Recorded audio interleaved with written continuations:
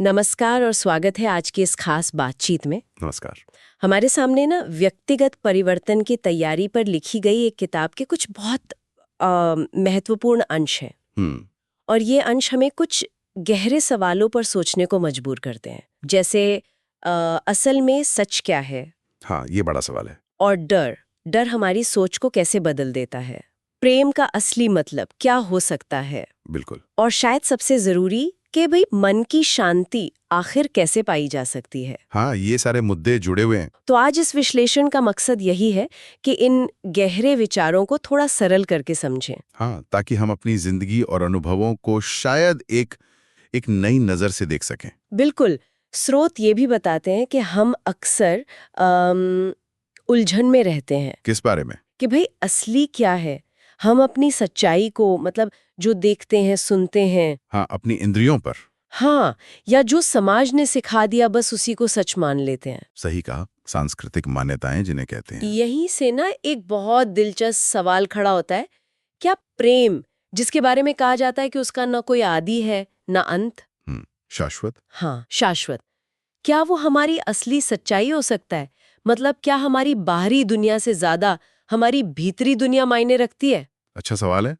चलिए इसी सवाल के इर्द गिर्द इस चर्चा को आगे बढ़ाते हैं। बिल्कुल। तो सबसे पहला और बुनियादी सवाल जो ये अंश उठाते हैं वो है वास्तविकता क्या है। आमतौर पर तो हम जिसे छू सकते हैं, देख सकते हैं, उसी को सच मानते हैं, है ना। समाज भी यही सिखाता है। हाँ बिल्कुल, भौतिक दुनिया। लेकिन स्रोत कहते हैं कि इस चक्कर में हम प्रेम जैसी किसी शाश्वत हमेशा रहने वाली चीज को शायद नजरअंदाज कर देते हैं। बिल्कुल, ये अंश यही कहते हैं। प्रेम को अनंत और शाश्वत बताते हैं। और बाकी सब कुछ जो हमारी इंद्रियों से अनुभव होता है उसे क्षणभंगुर मतलब अस्थाई मानते हैं। अस्थाई। और दिलचस्प बात यह है कि प्रेम का स्वभाव फैलना है, विस्तार करना है। इसमें कोई तुलना या सीमा नहीं होती। अच्छा, कोई सीमा नहीं। कोई सीमा नहीं। इसके ठीक उलट है डर, भय, जो हमारी समझ को हमेशा धुंधला कर देता है। हाँ, डर तो चीजों को अलग ही दिखाता है। बिल्कुल, हमें चीजों को गलत तरीके से दिखाता है। स्रोत का एक बहुत शक्तिशाली कथन है, प्रेम भय की पूर्ण अनुपस्थिति है। प्रेम भय की पूर्ण अनुपस्थिति है। ये सोचना वाकई चौंकाने वाला है कि हम अनजाने में प्रेम से ही डर सकते हैं। हाँ, अजीब लगता है ना। हम सब प्रेम चाहते तो हैं, पर शायद उसका जो वो असीम बिना शर्त वाला रूप है वो हमें असहज करता है। शायद इसलिए क्योंकि वो हमारे नियंत्रण से बाहर लगता है। हाँ, हो सकता है। शायद इसीलिए हम उसके प्रति अनजाने में ही अंधे और बहरे बने रहते हैं। इन अंशों के अनुसार व्यक्तिगत बदलाव की शुरुआत ही तब होती है जब हम इस डर को पहचान के इसे जाने देना सीखते हैं। और इसी बात को आगे बढ़ाते हुए स्रोत स्वास्थ्य और संपूर्णता को बाहरी चीजों से नहीं जोड़ते, तो फिर किससे? आंतरिक शांति से। उनके अनुसार हीलिंग या उपचार सिर्फ शरीर का ठीक होना नहीं है। अच्छा, बल्कि मन से डर को निकालने की प्रक्रिया है। मन से डर निकालना। हाँ, इसलिए निष्कर्ष के तौर पर कहा गया है, प्रेम तो भय को जाने देना है। भय को जाने देना।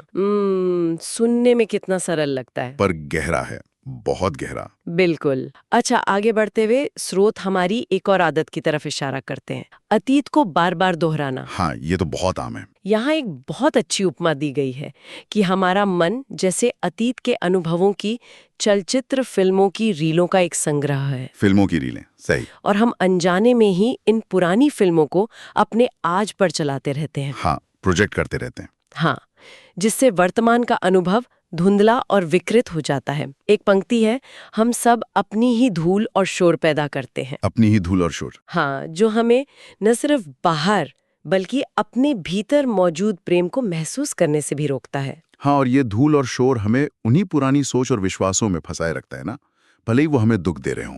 बिल्कुल। नतीजा, हम कभी भी वर्तमान क्षण को उसकी सच्चाई में जी ही नहीं पाते। वही तो, हम उसे हमेशा अतीत की यादों और डरों के रंगीन चश्मे से ही देखते हैं।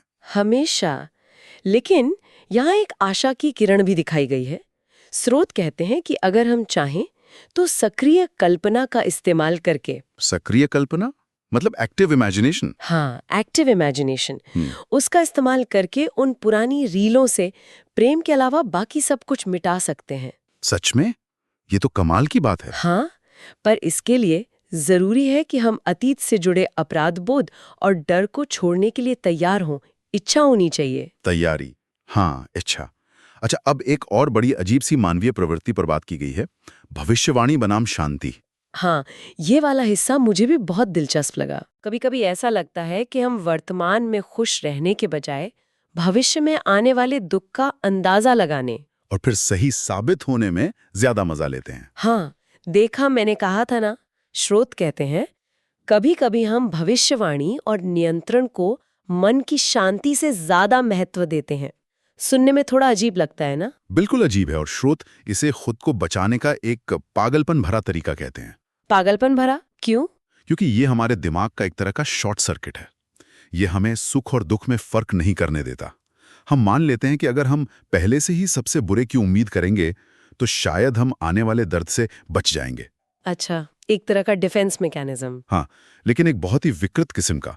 ऐसा करके हम अपना ज्यादातर वक्त या तो गुजरे हुए कल के पछतावे में बिताते हैं या आने वाले कल की चिंता में। बिल्कुल, और इससे डर का एक ऐसा दुष्चक्र बन जाता है जिसमें आज के पल में मौजूद प्रेम और शांति के लिए कोई जगह ही नहीं बचती। कोई जगह नहीं। यहीं पर स्रोत एक बहुत ही सशक्त और शायद सबसे क्रांतिकारी विचार सामने रखते हैं। कौन सा? कि हम अपनी वास्तविकता चुन सकते हैं। वाह, ये तो बहुत बड़ी बात है। अपनी वास्तविकता चुन सकते हैं। हाँ, इसका मतलब है कि हम चाहें तो अतीत के डर और भविष्य की चिंताओं से बनी सीमाओं को नकार सकते हैं। उन सीमाओं को जो हमने खुद बनाई है? बिल्कुल, हम समाज की थोपी हुई वास्तविकताओं को मानने से इनकार कर सकते हैं। हम ये चुनाव कर सकते हैं कि हम अभी इसी पल की सच्चाई में जिएंगे। इन अंशों के अनुसार हमारे मन की असल में कोई सीमा है ही नहीं। कोई सीमा नहीं? नहीं, सभी मन कहीं ना कहीं एक दूसरे से जुड़े हुए हैं।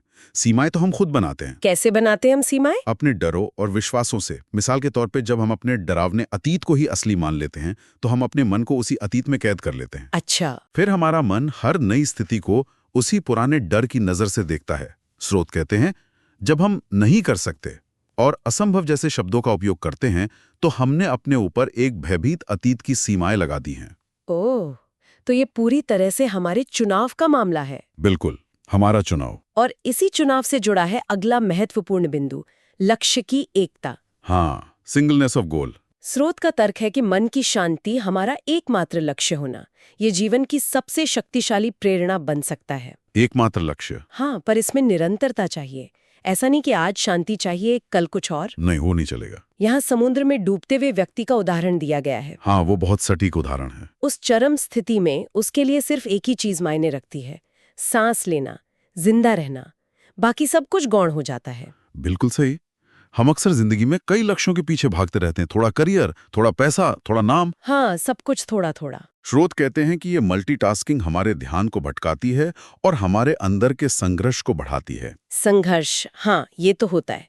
लेकिन जब हमारा सिर्फ एक लक्ष्य होता है, मन की शांति, तो उसमें जबरदस्त स्पष्टता और ताकत आ जाती है। जैसे उस डूबते हुए व्यक्ति की सारी ऊर्जा, हाँ, एक ही दिशा में लग जाती है। वैसे ही हमारी सारी मानसिक ऊर्जा शांति पाने में लग जाती है। तो सवाल उठता है कि अगर मन की शांति ही एकमात्र लक्ष्य है तो उसे हासिल कैसे करें? क्या इसका कोई तरीका है, कोई प्रैक्टिकल स्टेप? हाँ, स्रोत इसका जवाब देते हैं क्षमा के माध्यम से। क्षमा, फॉरगिवनेस। हाँ, क्षमा। क्षमा हमारे गलत विचारों को सही करने और भय को छोड़ने में मदद करने का माध्यम है। गलत विचारों को सही करने का माध्यम। और इसे और भी सरल शब्दों में कहा गया है, क्षमा करना मतलब जाने देना, लेट गो। जाने देना, लेट गो। स्रोत यहाँ 2 कदम सुझाते हैं। पहला, मन की शांति को अपना एकमात्र अटल लक्ष्य बनाना। ठीक है। और यहाँ ये साफ किया गया है कि ये स्वार्थ नहीं है। अच्छा, तो क्या है? इसे स्वयं पूर्णता कहा गया है, यानी खुद को भीतर से पूरा करना। स्वयं पूर्णता, सेल्फफुलनेस। ठीक है। और दूसरा कदम? दूसरा कदम है क्षमा करना। स्रोत ये भी मानते हैं कि हम अक्सर दूसरों को बदलने या उनसे प्रेम पाने की कोशिश में निराश होते हैं। हाँ, कोशिश तो करते हैं सब, पर निराश होते हैं क्योंकि हमारी अपनी सोच विकृत होती है। हमें कुछ लोग अपनी पुरानी मान्यताओं के कारण बुरे या गलत लगते हैं। वो पुरानी रील्स फिर से चलने लगती हैं। बिल्कुल। यहाँ एक नया नजरिया अपनाने को कहा गया। क्या है वो नया नजरिया? जब मन की शांति हमारा लक्ष्य हो तो हम दूसरों को 2 ही तरह से देख सकते हैं। अच्छा, कौन सी 2 तरह से? या तो वे प्रेम बढ़ा रहे हैं या फिर वे डरे हुए हैं और अनजाने में प्रेम या मदद के लिए पुकार रहे हैं। डरे हुए हैं और मदद के लिए पुकार रहे, भले ही उनका व्यवहार गुस्से वाला या बुरा क्यों ना हो। हाँ, इस नजरिए से देखें तो दूसरों के प्रति गुस्सा या नफरत रखना मुश्किल हो जाता है। उन्हें प्रेम और स्वीकृति देना आसान हो जाता है। हाँ, और ऐसा करते हुए हम खुद भी शांति महसूस करते हैं। और शायद सबसे मुक्त करने वाली बात जो स्रोत कहते हैं, क्या है वो? दूसरे लोगों को हमारे लिए बदलने की जरूरत नहीं है ताकि हम मन की शांति का अनुभव कर सकें। वाह, ये तो सच में मुक्त करने वाली बात है। शांति हमारा आंतरिक चुनाव है, बाहरी परिस्थितियों पर निर्भर नहीं। बिल्कुल, हमारी शांति दूसरों के व्यवहार पर निर्भर नहीं है। यह वाकई एक राहत देने वाला विचार है। अच्छा, अब स्रोत मन की एक और परत खोलते हैं, मन का विभाजन और उसका एक प्रोजेक्टर की तरह काम करना। हाँ, माइंड एज प्रोजेक्टर, ये भी बहुत गहरा विचार है। वे मन की तुलना एक फिल्म प्रोजेक्टर से करते हैं। कहा गया है, जो हम अनुभव करते हैं वो वास्तव में हमारी मनःस्थिति है, जिसे दुनिया नामक स्क्रीन पर बाहर प्रक्षेपित किया जाता है। मतलब बाहर की दुनिया एक आईने की तरह है। हाँ, जो हमारे अंदर चल रहे विचारों और भावनाओं को ही हमें वापस दिखाती है। हाँ, और इसी से जुड़ी है मन के विभाजित होने की अवधारणा, स्प्लिट माइंड। मन का विभाजन, इसका क्या मतलब है? ऐसा लगता है मानो मन के दो हिस्से हैं। एक हिस्सा है अहंकार यानी ईगो, जो डर, अलगाव, संघर्ष और खुद को सही साबित करने में लगा रहता है। दूसरा हिस्सा है प्रेम या सत्य, जो एकता, शांति और जुड़ाव का प्रतीक है। अच्छा, तो एक हिस्सा डर चलाता है, दूसरा प्रेम। कह सकते हैं।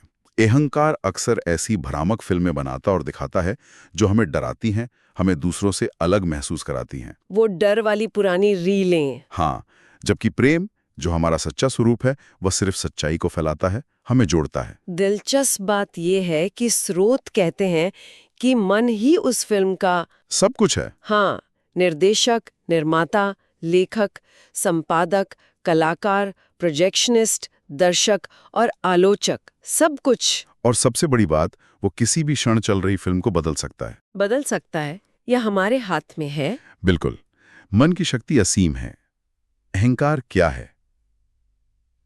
डर और अपराध बोध का एक पर्दा है जो हमारे अंदर के प्रेम के प्रकाश को ढक देता है। एक पर्दा? हाँ, लेकिन हम अपने मन को प्रशिक्षित करना सीख सकते हैं ताकि वह इस पर्दे को हटा सके और उस प्रेम को प्रकट कर सके जो हमेशा से हमारी असली पहचान रही है। मन को प्रशिक्षित करना, ये संभव है? बिल्कुल संभव है।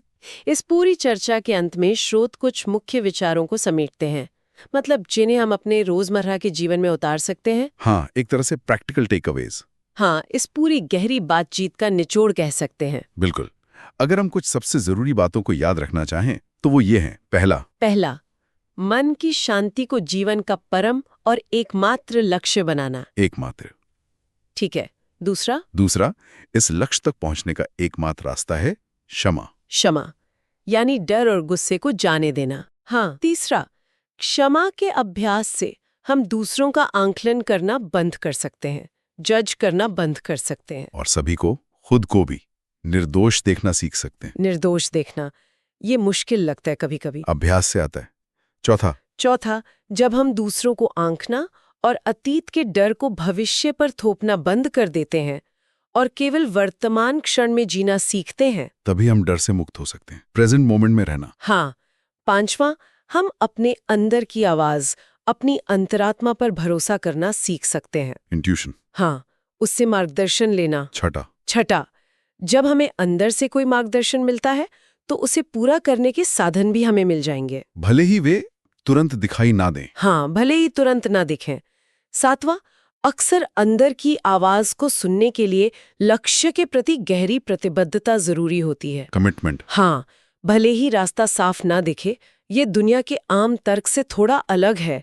दुनिया कहती है पहले साधन देखो, फिर लक्ष्य तय करो। आठवां, ये याद रखना कि हम कैसा महसूस करते हैं और क्या अनुभव करते हैं, इसे चुनने की शक्ति हमारे पास है, हमारा चुनाव हमेशा। और नौवां, मन को लगातार प्रशिक्षित करके हम सकारात्मक कल्पना का उपयोग करना सीख सकते हैं, ताकि हम अपने मन में दुख और डर की बजाय प्रेम और शांति की तस्वीरें बना सके। प्रेम और शांति की तस्वीरें। ये सारे बिंदु एक दूसरे से जुड़े हुए हैं। आप देख सकती हैं कि कैसे मन की शांति और क्षमा केंद्र में है। हाँ, सब कुछ वहीं से शुरू होता है। और बाकी सब, जैसे वर्तमान में रहना, आकलन न करना, आंतरिक मार्गदर्शन, इसी से निकलते हैं और इसे संभव बनाते हैं। ये जीवन जीने का एक समग्र दृष्टिकोण है। तो इस पूरी बातचीत का सार, निचोड़ यही निकलता है कि व्यक्तिगत परिवर्तन का रास्ता असल में अपनी सोच और नजरिए को बदलने से होकर गुजरता है। बिल्कुल, पर्सपेक्टिव शिफ्ट। ये डर पर आधारित सोच जो अतीत, भविष्य, हमारी इंद्रियों और समाज की मान्यताओं पर टिकी है, उससे हटकर प्रेम पर आधारित सोच की ओर एक यात्रा है। वो सोच जो वर्तमान, शाश्वतता और आंतरिक शांति से जुड़ी है। और ये यात्रा संभव होती है सचेत चुनाव और क्षमा के लगातार अभ्यास से। हाँ, चुनाव और अभ्यास, बिल्कुल। ये हमें हमारे मन की अविश्वसनीय शक्ति का एहसास कराता है। किस शक्ति का? अपनी वास्तविकता को चुनने की शक्ति और डर के बोझ को उतार फेंकने की मुक्तिदायक क्षमता। ये हमें याद दिलाता है कि हम अपनी जिंदगी के अनुभवों के सिर्फ दर्शक नहीं हैं, बल्कि हम सक्रिय रूप से उनका निर्माण करते हैं। हमारी भीतरी दुनिया ही हमारी बाहरी दुनिया को आकार देती है। हमारी भीतरी दुनिया। यह चर्चा हमें गहरे विचार के साथ छोड़ जाती है, जो सीधे स्रोत से ही प्रेरित है। क्या विचार? अगर हमारा मन ही हमारी दुनिया की फिल्म निर्देशित करता है, तो आज हम जानबूझकर कौन सी फिल्म चलाना चुनेंगे? हाँ, ये सवाल अपने आप से पूछना चाहिए। क्या हम डर, शिकायत और संघर्ष की पुरानी रील को ही दोहराते रहेंगे, या फिर प्रेम, शांति और क्षमा की एक नई कहानी लिखना शुरू करेंगे? चुनाव हमारा है। चुनाव हमारा है। इस बातचीत का समापन स्रोत के एक अंतिम शक्तिशाली संकल्प के साथ करते हैं। आज मैं पूर्ण शांति में बिताने का चुनाव करता हूँ। आज मैं पूर्ण शांति में बिताने का चुनाव करती हूँ।